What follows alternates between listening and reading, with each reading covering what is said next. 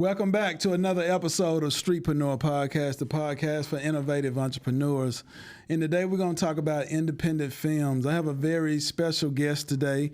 He's an independent film producer and director. He's the CEO of Molding Hearts Production. He's also a filmmaker with over 25 independent films to his credit, with titles that include The Bad Girls, Virtual Woman, The Love Coach, The Vegan Virgin, and also his latest project, The Junkies. Welcome to the show, Mr. Brandon Holland.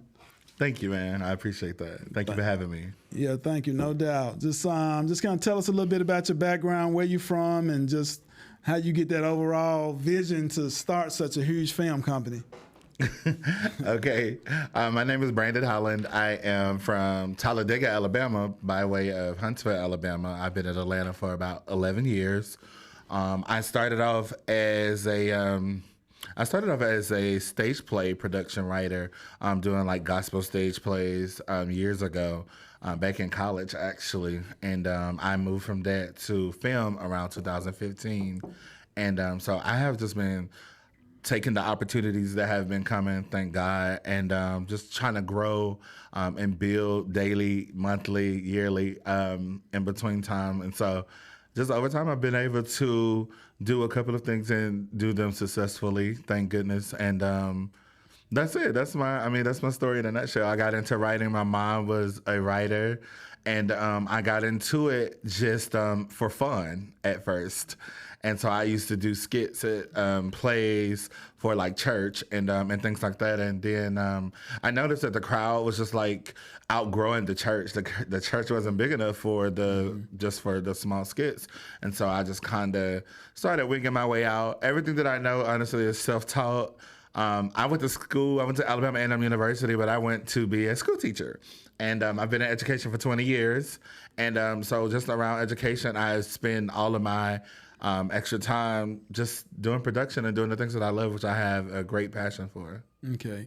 And what was your first job coming out of college that involved entertainment or just being in the media industry in general that kind of gave you the foundation to start your company? I wouldn't say that it was a certain job because I started off just with my own production company. Like I literally came out and did my first production on my own. It was the first play that I did was around 2009. It was The Struggle Is Over. And again, it started with just some friends and some church members. And we put on this huge production. We did our first live recording.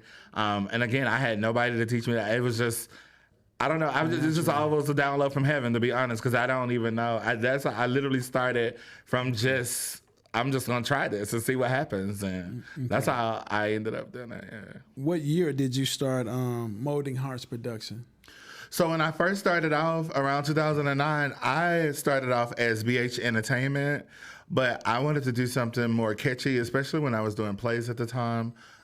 Molding Hearts is what I kind of started just casually saying because I used to want people to have this experience when they attend my shows or be a part of my productions. I used to want to capture the heart. That was so important to me, to kind of turn the heart in some kind of way or pierce the heart with some information or something, or leave my shows where you were actually touched by something. So I started with the name probably around 2010 under Molding Hearts Productions. Okay. And what were some of your early projects that you've done that involve film?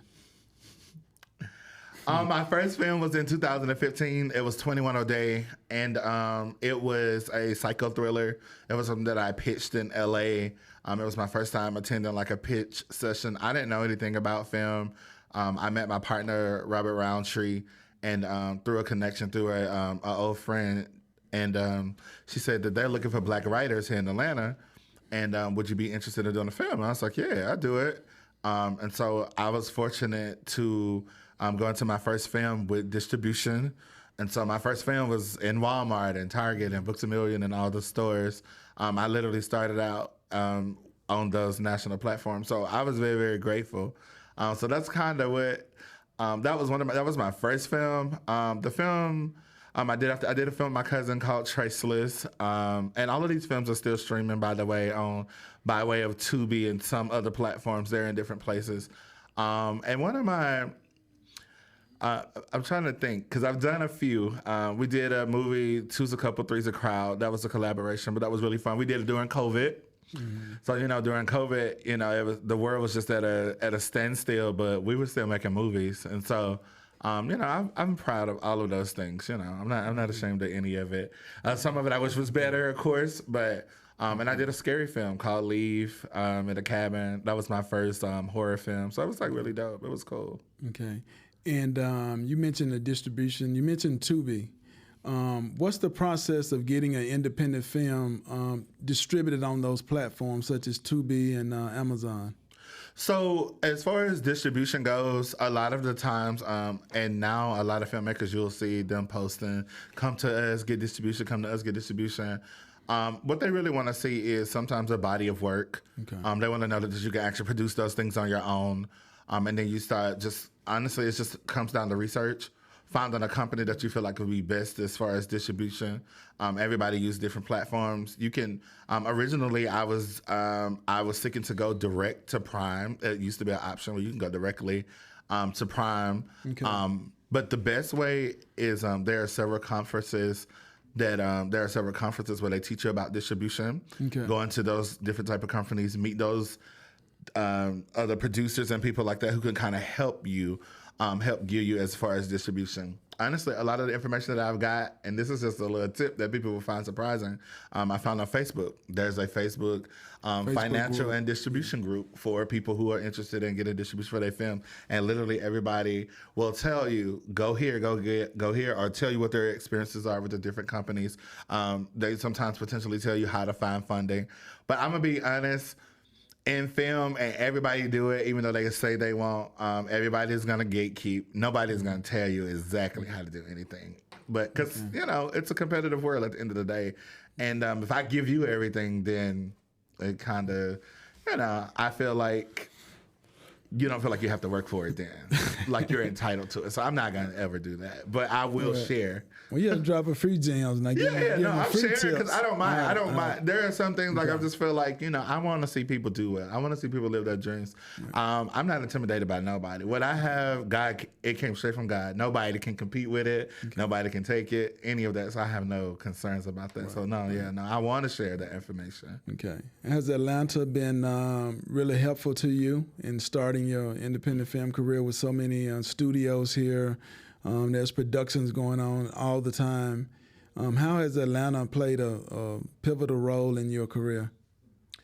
You're asking specifically about Atlanta industry, or both Atlanta industry? How has it impacted you? Because so much of the industry is here.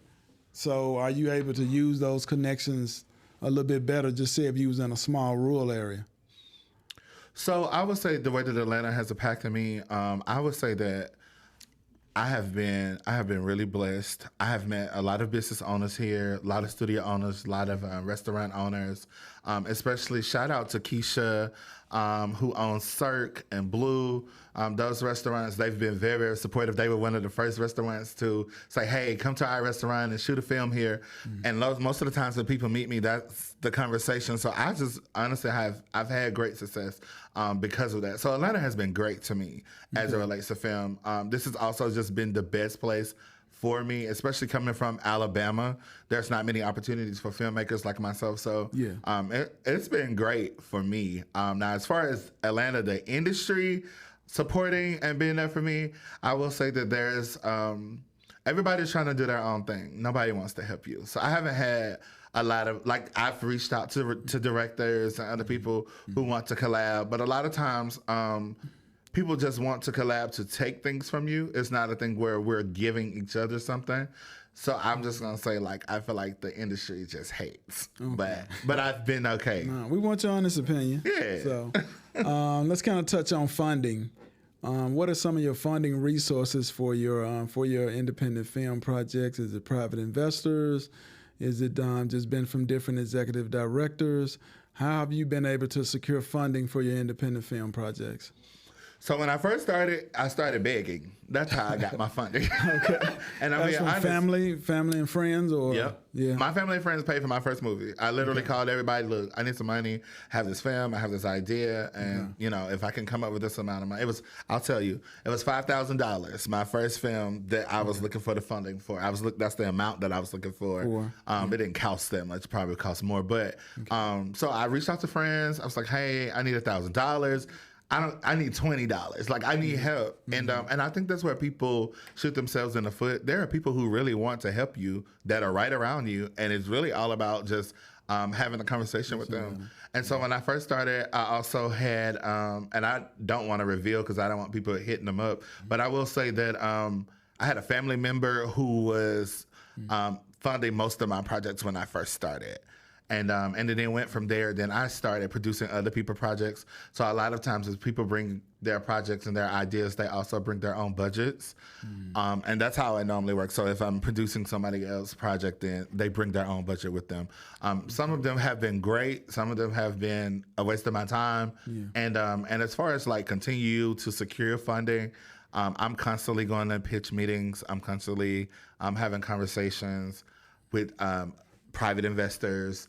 I do have a producer that I worked with who has has assisted with a lot of the projects that we've done, and also been able to assist with helping secure funding through other outlets. So it's just honestly, funding is always a tricky question when it comes to film. Okay. And for its casting, are you working with local casting directors, or you go out and scout and find your own talent? Just tell us a little bit about the casting process for your films. So the casting process, I started off doing most of my own casting, and then I started working with Brittany Passion. She owns the Passion Experience, so Brittany handles most of our castings. But a lot of times, I have a very, very keen eye for talent, and I'm gonna be honest. I know who I want to work with, so normally, if it's the lead roles, most of the times for any of the projects, I will secure my own leads. But the other projects, most of the time, like I said, we use the services from the Passion Experience, and they handle most of our casting. Yeah, but most of the times I do it myself. If it's lead, I pick my own leads. I know who I want to work with. But as far as like some of the other supporting roles, then I will allow some of the casting directors, and mainly just Brittany, Passion and the Passion Experience. I don't use a lot of different people. Yeah. Okay. I want to touch on collaborations. I know you've done some collaborations in the past with some major studio productions and actors, such as the ones that appear to maybe Love and Hip Hop, BET, BMF. Can you elaborate on what some of those collaborations were about and what was the process? Sure. There's been a few. But my most recent one was Vegan Virgin. Vegan Virgin that's now streaming. And I worked with Leslie Cherie. She starred in, she was a series regular on All the Queen's Men on BET. She played the lead in Vegan Virgin. She did an excellent job. It was fun working with her. She wasn't no diva at all. She was, she's an idealist. She's fun. And she has her own eye. And she was very serious about the role, as well as Alexis Branch, who was also from Love and Hip Hop. But Alexis Branch, she is a Grammy-nominated artist. I worked with her in Vegan Virgin as well. And we had quite a few influences that were part of that project. But, it's different each time. But I feel like overall, like just like when it comes down to like collaborating with these artists and talent is normally really hungry, and they want to work with people who at least have the drive. We may not have the money that they're used to, especially on the independent level, but if they see like the vision, sometimes they'll be more than willing to connect with it and kind of help bring those things to life. We're working on a new project right now. I don't even know if I could talk about it. We're working on a new film right now that we're casting, that I'm actually the casting director for. It's called Her Gods. It's been executive produced by Dr. Yaki Owakin. And it is, we're probably going to be working and collaborate with some more artists in this coming project and more in the future, hopefully. Okay. Break down the cost of an independent film. What has been your lowest film that you produced at the lowest cost up to your highest as of right now, as far as budgeting is concerned?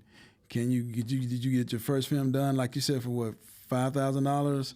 all the way up to your highest budgeted film was how much? Okay.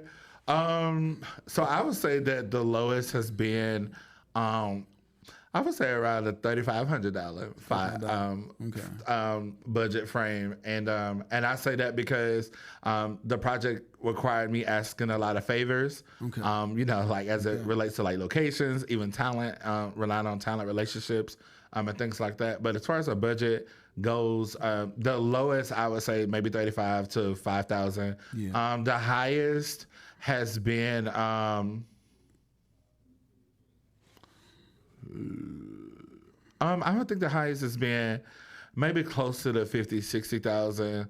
But of course, I've worked on projects that have much larger budgets. I've worked on $1 million projects, but they weren't mine. But so as far as like just building the film from the ground up, it really just starts with like when you don't have a budget, just rely on relationships. I think, and I keep saying that because I think like people are afraid to ask for what they need. Like closed mouths don't get fed. That is really a thing when it comes to film. Like right now, I know you have this podcast studio. When I leave here, I'm gonna be like, hey, can I come here and shoot something? You can only say yes or no. You get what I'm saying? So that's what it's about. And that's how you start. So first, rely on your relationships. Okay. As far as locations, because that's the main budget that people don't know about. Like finding those locations, that's why all that money comes in. Because you're trying to find a house, you're trying to find a restaurant, you're looking for nice cars. Ask the actors. Ask them, do they live in nice places? Ask them, do they want to drive their cars? Offer them producer credits in return. Like, it's all about bartering as it relates to things like that. Even the same with sometimes when it comes with like crew and the people that you shoot with. Normally, a great DP on the low end is $350 a day. On the high end, $2,500, $3,000 a day just for your main person who's going to shoot the film. And again, I've worked with both. And of course, the talent is different. The level of professionalism is different. But at the end of the day, it's also kind of boils down to relationship as well. So once you start building a relationship with those DPs who charge $3,000 a day, offer them an opportunity to direct, offer them opportunities to be producers on the projects, and just kind of leverage things that way. Also in film, what a lot of people do is they do back end. I don't really like to get into that too much because it kind of causes a lot of riffraff. I got into that before and it was terrible. It did not work out in my favor, meaning hoping that the film does well and then you pay people. No, stay away from that. That is a grouse to take your company to the ground really quick and your reputation. So I try to stay away from that if I can. But yeah, man. So between, like I said, from on an indie level to be able to secure anywhere from, you can do a movie with $3,000, but you'll have to really rely heavily on relationships. But it's much easier to do it with $300,000. Okay. Right. How do you feel about actors and the treatment they receive while on set? I hear a lot of major artists complain about how they were treated on set. They weren't fed. This was a complaint. This was a problem. How do you prevent any of that from happening with your actors? Okay. Now, that's a tough one, man, because... I mean, you can't satisfy everybody, but, ultimately... But you hear the complaints. You've heard... Yeah, absolutely. So, and I've had...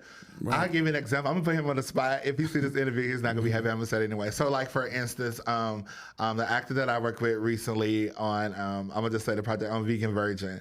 Okay. I would be really attentive to a lot of the female talent because I want to make sure that they're safe. They're comfortable. Working with women is different to me than men. I feel like men are really low maintenance. Right. You want to make sure they're good. They have the things that they need, but they're not as high maintenance as the women.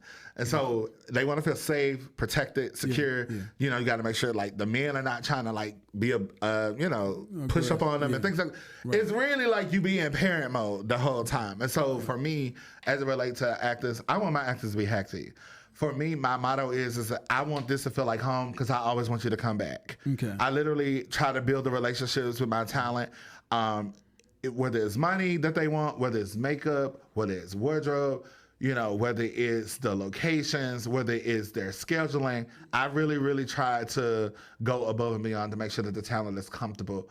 And I think that it's unfortunate. I've been on sets to like some of the bigger sets, and I've seen like, especially like talent to do like background. I've done background, And I realized like the things they was saying, I was just like, okay, this is horrible. We was sitting 12 hours, sit on the bus 14 hours, like it was terrible.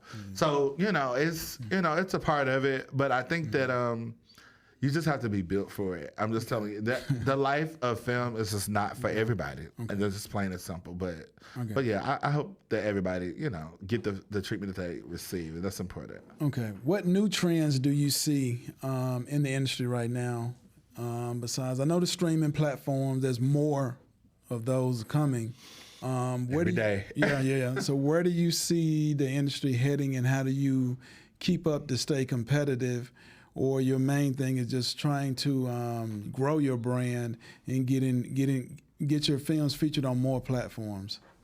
So I think right now that the industry is the old way out, and the new streaming platform is the digital. Just kind of hear your opinion on it. So let me tell you the way they're doing things now. Now they want you to bring the stuff already completed, a finished product, and that's why they're going streaming. But people don't know that that's why they're doing that. A lot of those streaming platforms and those shows, they're not filming those shows. Those people are bringing those projects already completed. So that's why they're doing streaming, because now networks are not really spending money, and they want things that are of quality. They want you to have star power, and they want you to bring it to them already done, and then they don't have to spend any money.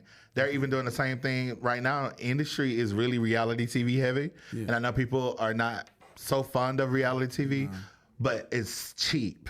Okay. If you notice Netflix, all those shows that they're dropping, most of the shows that they're dropping are reality TV shows because they don't cost us money. Okay. And so that's where the industry is right now because of the strike and all of those things that happened before.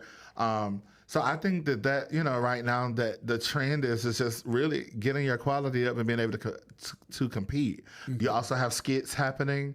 Like skits is like a big thing now, and and even though people don't necessarily include it a part of the film industry, but some people do see that as a part of our industry and use it as a reference. I hate it. I'm just going to be honest. I do not like skits. Actors who act in skits, they think that level of talent is okay to bring to screen, and it's not all the time. But even though there are some that are really talented that do the skits and things like that. But anyway, so I just think the industry is all over the place, man. And I think you just have to find your spot and just run towards that, whatever that is. Okay. And what pays the most as far as an independent film maker? Which area pays the most? I mean, like you just stated, it's a lot of revenue being made off of those platforms. The reason why they keep it they want the finished product. It saves them money. I'm sure they don't have to spend the type of budget that they spend, but what does the independent film producer get out of it, and how much revenue can they expect to make? Or is it a split, 30-70 split, or is it I mean, you kind of break it down and tell me what some of the numbers that you've learned. But you answer the deep questions now.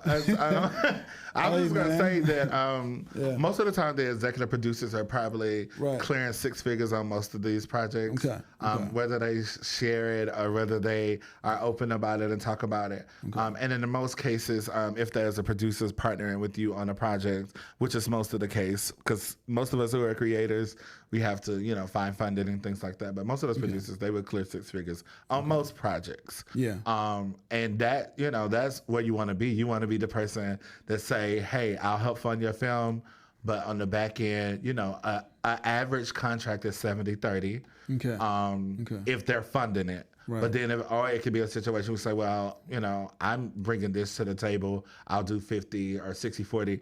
And I mean, if you can, you never, of course, want to ever give up the majority, especially if you're like the creator of the projects. But as far as like independent, of course, the producers are going to probably make the most money. And I'm going to be honest with you, I probably make the least money on my sets because if it's a project that I created, that I came up with, and I go to producers and I say, hey, I can get this done within a budget. And I also am the person who developed those budgets. I do budgets. I do the budget sheets for most of all the projects that we do. I'm never on it. I'm usually the person who don't get paid. I've almost probably volunteered for almost every project, hoping that I get paid on the back end. And so I probably, and I normally wouldn't say this, but but if it's my, it's my dream, it's my vision, it's the sacrifices for me to do it on the front end. So most of the times I'll go spend 7-10 days on set. I'll be the only person who won't get paid. And it don't matter if I don't got no money in my pocket, I don't have food at home. It doesn't matter about any of that, because in that moment, I'm focused on making sure that everything else is in place to where we can create something great. Everybody else is invested into it, because at the end of the day, it's my dream. If it does take off, then I'll be the person with the most money. But normally going to every project, I get paid the least. Okay. And I know you just touched on briefly, we're going to wrap it up here shortly, that you don't like skits. But I saw Country Wayne was doing an interview recently on the podcast, and he talked about how he grew it during the pandemic with 0 followers into millions of dollars. So do you still think that skits are not profitable, or can you make more money in skits versus what you're doing with independent films? Because he has a lot of major actors now coming and playing different roles within his skits. And the following is huge. Okay, so this is a very loaded question, but I got you, because I've already had this conversation many times. I know you have. Yeah, just not publicly, so you're going to hear it from me. Okay, so my thoughts are that, well, first off, shout out to Country Wayne. I actually got a chance to work on his film, Strange Love. If you guys watch Strange Love, I'm in Strange Love. It's on Tubi now. And but anyway, with Country Wayne, I think what Country Wayne further realizes that he was already had a national platform. True. People were gonna run to you anyway, and so, but also all the people that you connect with, they all have large followings. Yeah. And so, if you bring a body of people, a network of people, and everybody has a large following, of course you're gonna have millions of streams. Of course it's gonna be easy to create. It's gonna be easy for those actors to branch off and get these opportunities and things like that. No, I get it. So I just think that they kind of leave that part out when they said, Country Wayne, you were already a national recognizable name. And of course, people, if you say that you're gonna do anything, everybody wants to be a part of it. And then over time it's gonna build, and more notable names and people who have done bigger things and done, at the end of the day, it really just boils down to the money. But if you got a person who has 300,000 followers, 100,000 followers, yeah, of course people are going to come and watch. They already have a fan base. And so it's genius of him, and I would acknowledge that. It's genius of him. Yeah. And so I never said it wasn't profitable. I said as a director, I feel like that it undermines film when people try to compare the two. Okay, and it's not to be compared. Yeah, that's it. All right. Yeah. Just want to get that clear. Yeah, no, I cleared it up. Wanted your opinion on it. Yeah, no, because listen, I support Country Wayne. He was one of the nicest guys that I've worked with on set. He's really cool. And so I understand why people want to work with him. He has a loving personality. He's straight. He's cool. Like, he's great to work for, I hear. So. Okay. What's next for Molding Hearts Productions? What are you working on for 2025? And what are some of your future goals for this year? Or just more independent films? Or are you getting more into web series? Or are you getting more into reality shows? What's some new projects you have coming up briefly? So briefly, I definitely want to get into reality TV. I'm actually working on developing a reality show right now. I have developed and helped create concepts for a few of them. I do want to do a holiday movie this year, so I'm working on that right now. And then I have about 4 other projects that I reached out to the producers about earlier this week that hopefully I'm able to get going. But just next coming, I'm releasing a film this Sunday, To Love and to Cherish, which is a part 2 of my film, To Have and to Hold. And the premiere is going to be at Tire Boulevard. So I'm excited about that. It's coming out this month. And I had another film that I worked on called The Cleanup with Big Nino Productions with Stacey Nino.